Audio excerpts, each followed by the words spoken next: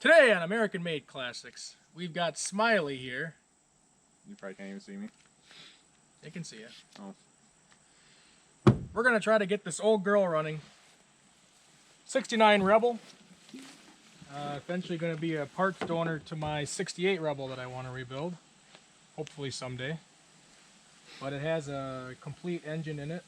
And Smiley checked it, and it's free, turns and rotates. Well, if you grab the fan and you rotate it, so either it's super free or there's zero compression at all. But we'll just say that there's compression at least. There's compression.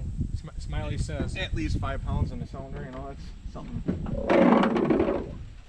all the mouse turds will help it. I mean, it looks semi-complete to me. It's just...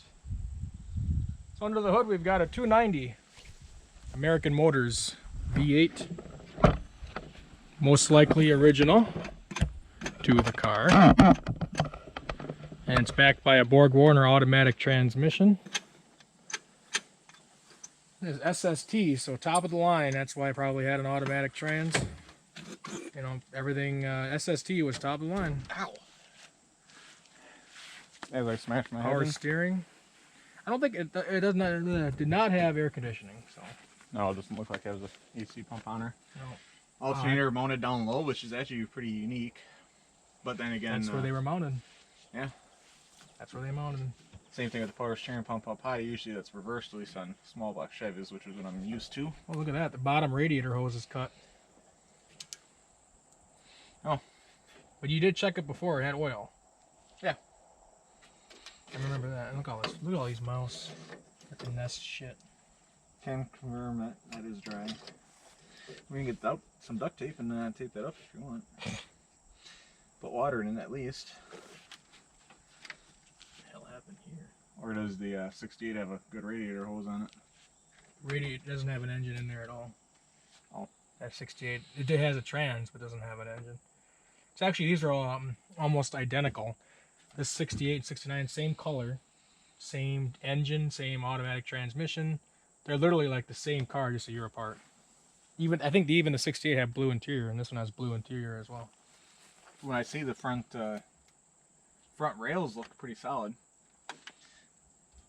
but that's without a flashlight helping me. So the 69 is definitely the more complete car, but the 68 is better condition as far as rust wise, and so forth.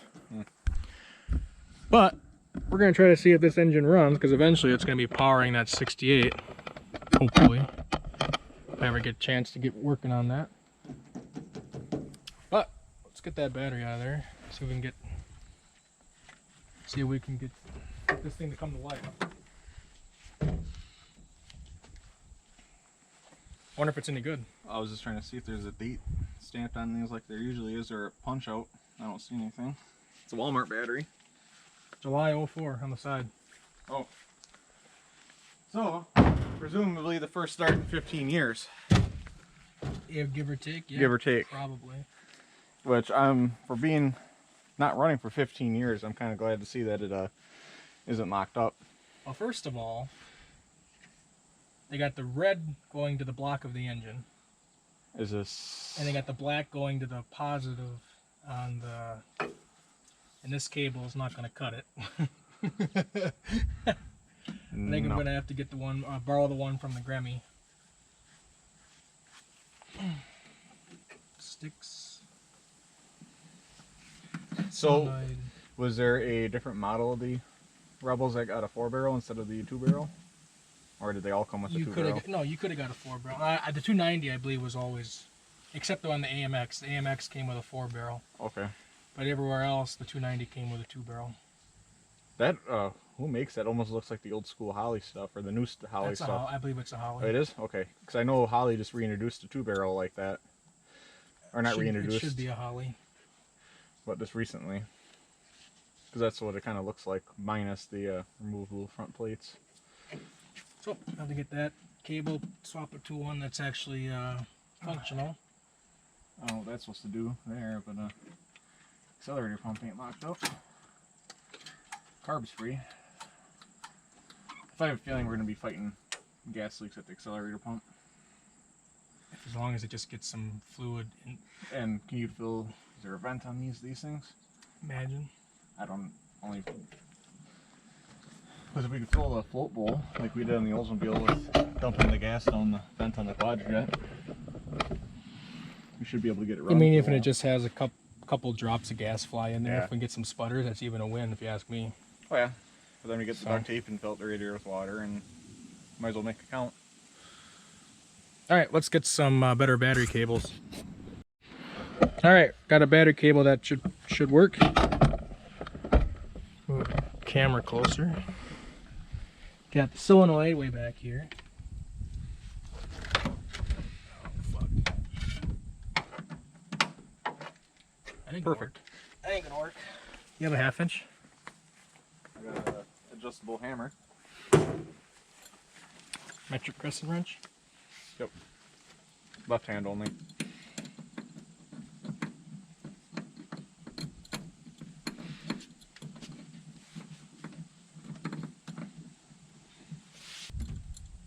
Where's the car's VIN tag? It should be right here. well, there's one up on the dash too. I was just gonna add it. On 69, I thought they were right here. Where is it? You see it? Yeah, A9A197M159560. I wonder if 69 was the first year for them going up on the dash. Yeah, because you can see it Okay. riveted up there. It's usually probably 68. That was the last year from up here. Okay. I think that was a whole transition time for any manufacturer. Yep. Jeez, got some thunder in the distance. Where did I put that? There it is. So I make sure everything's got fluid in it before I start cranking her. You really think that's got fluid in it? No, but I have a hope. Joke's on you, it does. Wow. No idea when the last time this car was started, but Battery said 04, so that's pretty much what we're gonna go for. And it moves. yeah, like the other day I came out here and I cycled it all the way around by hand. So either it has no compression or Yeah. You're moving pretty Or- easy. I just noticed the mismatched plug wires on this side. Nice and black oil. But it has oil. It has oil. There's no water in it, thankfully, yet. I'm sure we'll find a way to wreck that.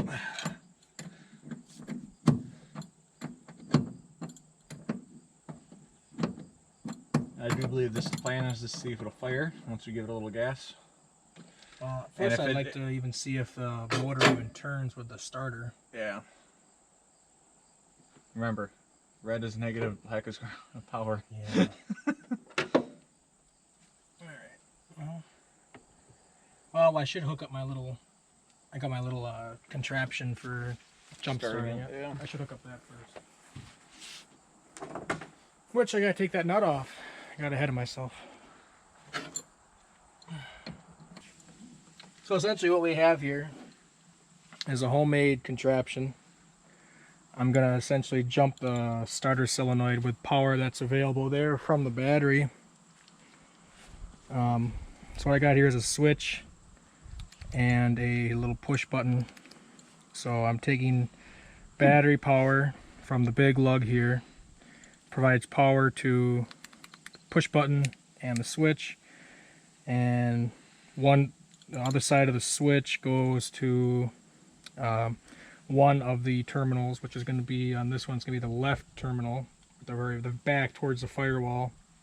That provides power to the coil, and then the other one here on the push button is going to go to the other terminal on the solenoid, and that is going to be for the starter. So as soon as you press this push button, it takes power and gives it to this wire, which then basically collapses the plunger in the solenoid, gives power to the starter.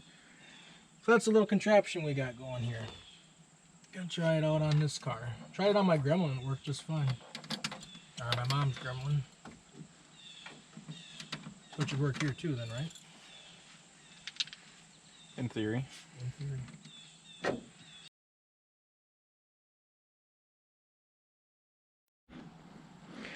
Alright, now we got a solenoid from My mom's Gremlin, just gonna borrow it, so we know this one's good. So put this one in place of that, and we'll see if at least the solenoid picks up. That would be a win.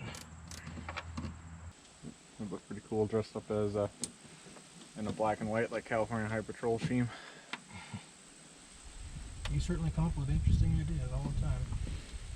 I got plenty of car builds in my mind I want to execute at some point in my life, but never had the time or the money. Well, I'll try again.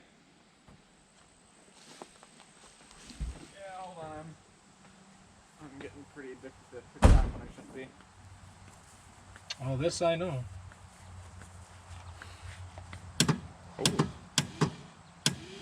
It's not engaging. No, side starter shot. No. Beat on it with a hammer. Bindex isn't coming out. Think you can get down there? This is not tight at all. It's way under there.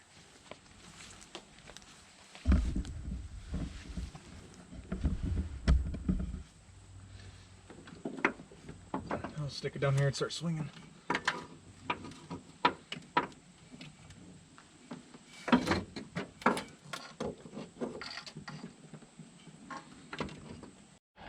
All right, here we got Smiley.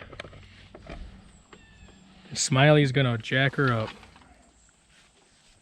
Right on the oil pan. Right on the oil pan.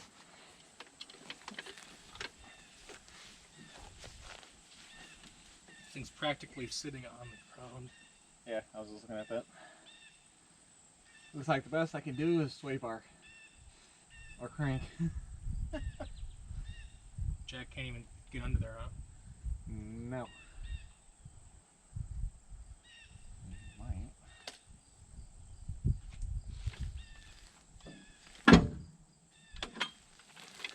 Yeah, definitely not the sway bar.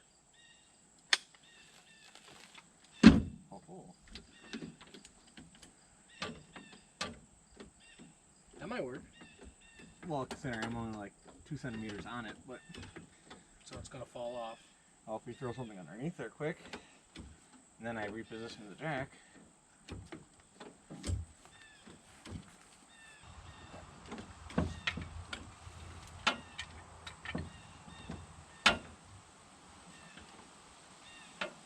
A little more. A little more. There you go.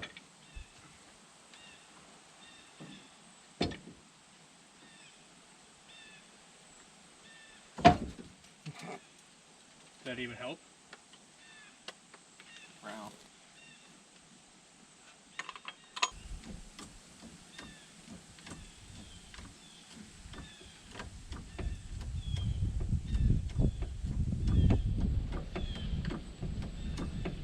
Probably also get over 2 tires over here that hold air, and that might help it out in the future. Since we have one, since we'll have it jacked up before we put it away. Yeah. I agree with you. The humidity went down just a little bit. Nice and cool out, but just the humidity's high.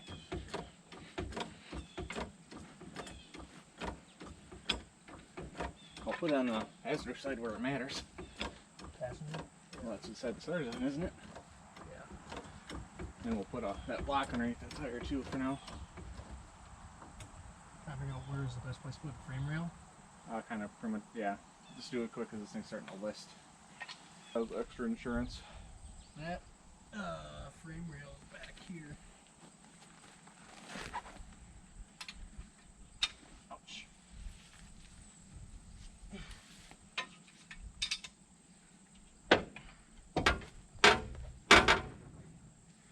Okay. Put that block underneath the tire quick since you're there. And that's just our safety jack to the safety jack.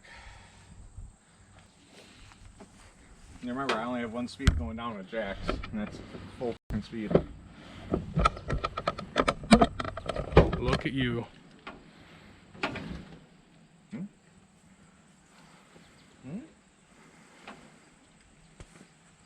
It's probably the easiest I've ever sat on a car in my life. I'll be honest.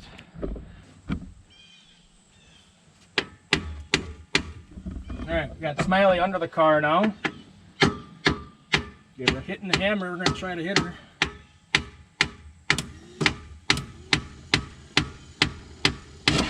Oh, there she goes. Try again. Yeah. All right, fixed. Everything can be fixed with a hammer. Smiley's hammer. Jeremy Clarkson taught me that. No, we can check for spark with oh, that's nice. A nice hold down. Oh, from the coil, yeah. We'll stick that in there, rest it next to something that's It's metal. metal. Unless you want to hold it. Well, hold on. I've seen mixed reviews from holding them, so. Yeah.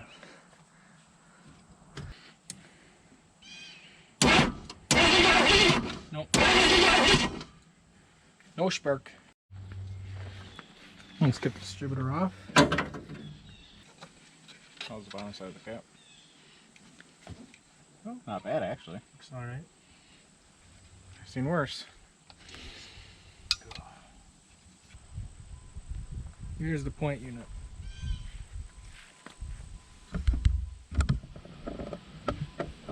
Did I even have it on? Yeah. Okay. So here's the point assembly unit. You got your contact right here. This rides against the distributor shaft. There's like a cam lobe on it. You can see that rides on there. And as it is going to fire a cylinder, these little contacts right here is what's called the points. And it slaps that shut, and that's what sends power, or completes the circuit actually to fire the coil. So we're gonna. Yeah, they're really dirty. Yeah, they're really dirty. So we're gonna sand these. And I got through it right in the picture. We're gonna sand them pretty good, and we'll see if that helps with the connection.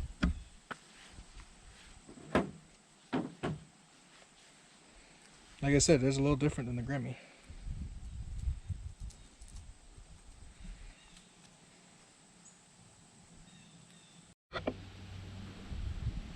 Alright, so I took some sandpaper, and in between these two points here where they come together, I just sanded them back and forth. Just kind of put the paper in there, pulled it out, put it in there, and then, well, put it in there and let this sandwich together and then pull it out.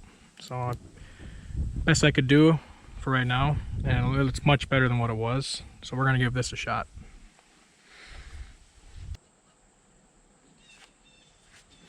Put this close to something metal. Hold on. Alright. Yep. Oh god, that's a lot of spark. That's spark now. Okay. She's gonna be a runner. Yep. Okay, ready? Just right about here, huh? Maybe? Something like this. I don't know. Oh yeah, she's gonna fire right up. Alright.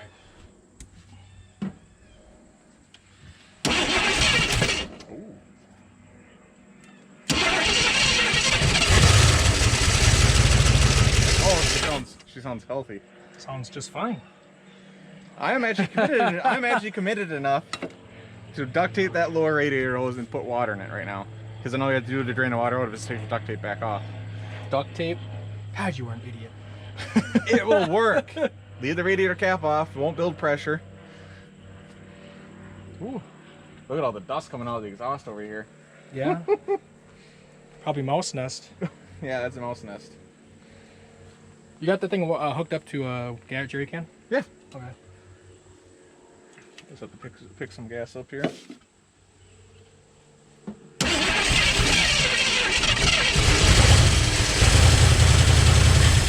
You're good, you're good. You're killing it. Sorry, I got whacked in the lip by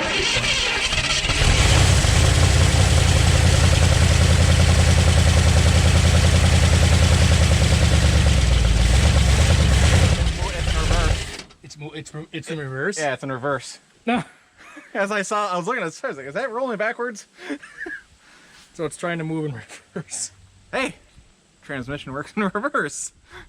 Well, let's see. Can we pull it? It's on the steering column. Can we? Well, how about you just go in the passenger side door and put it in gear or neutral? Don't worry about that. Well, that's reversed, then that should be neutral then, right? Sure.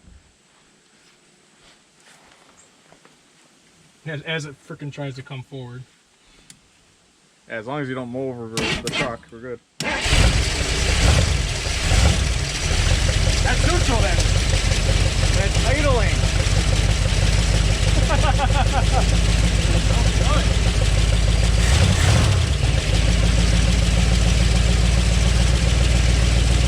There. He's a runner. 15 years, give or take. Fired right up. A little bit of gas leak at the fuel filter, but not bad. Cut it off, we had no cool water in it. That was too easy. Okay, Well, I'm actually fully committed to fix that lower hose. Get this, put water in it, unless you want to put coolant in it, and you can let coolant sit in the block so it doesn't rust out. Alright. As you can tell, this is not the hose from that Wagoneer that we thought was going to work. This is the original hose that was on the lower radiator hose to the water pump that someone at some point cut with like a Sawzall or something because it was a nice clean cut. Well, I wish I got it on camera, but the other hose was too short. We cut it too short, so we can't use that. The nearest one is a town that's probably, I'd say, 30-40 miles away, and we don't really feel like going up there to get a hose at this right point just to see if it'll move underneath its own power right now. So what do? Super glue it. Yes, took super glue, butted them up, fused it on, got it oriented right, and then wrapped in electrical tape. I don't see no issue with this. It's definitely gonna stand the test of time, that's for sure. But it will work right now. Rob is filling up a 5-gallon bucket with water. So once I install this, then we can fill up the more than likely clogged radiator up because there was a good amount of rust and stuff coming out of the radiator. So fill that up and just keep watering it for now until we're done, and then we're going to drain it again, and then probably put coolant in it once we get a hose and we actually feel like putting a hose on it, which would probably be once it goes into the 68 Rebel over yonder. So we'll slap this on, get the other hose clamp on, find a flat blade for the clamps, see how it goes. So before I put that hose on, we are gonna flush out the radiator the best we can with just, water, just to kind of somewhat give the cooling system an ability to actually flow water. So we'll see how much actually comes out here.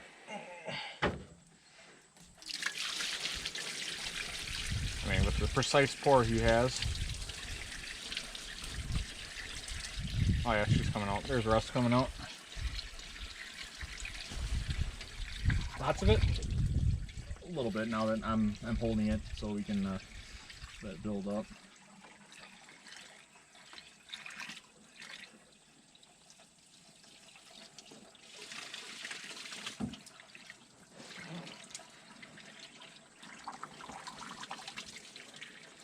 Okay, stop. Oh, that's just clean now. As clean as just regular tap water will do. Okay, I'll fill the bucket back up. I hope we don't have to wait underneath the car again. You do. Alright, I'll get this hose on.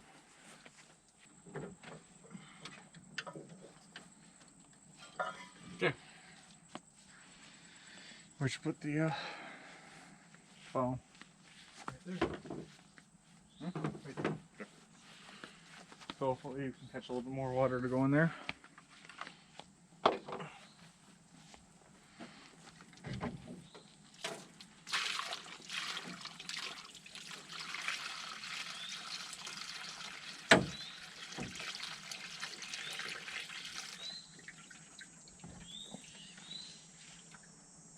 You holding?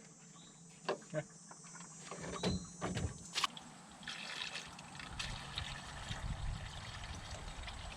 Ready this one? Full for the most part. For right now.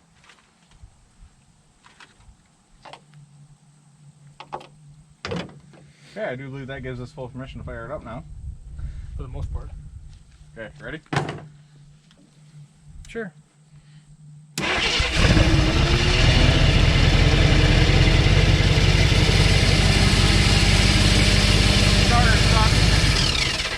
Starter stuck.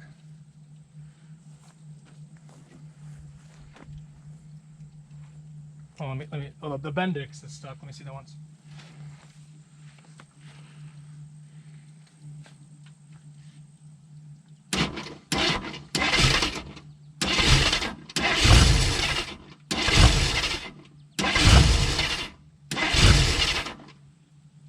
Bendix is stuck in now.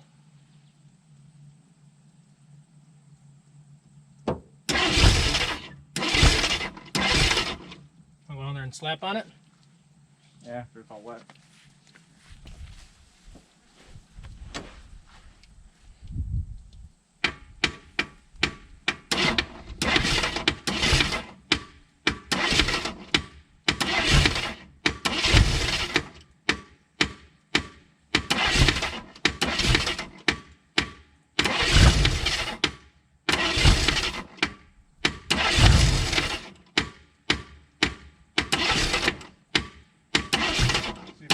Let's try it, start it.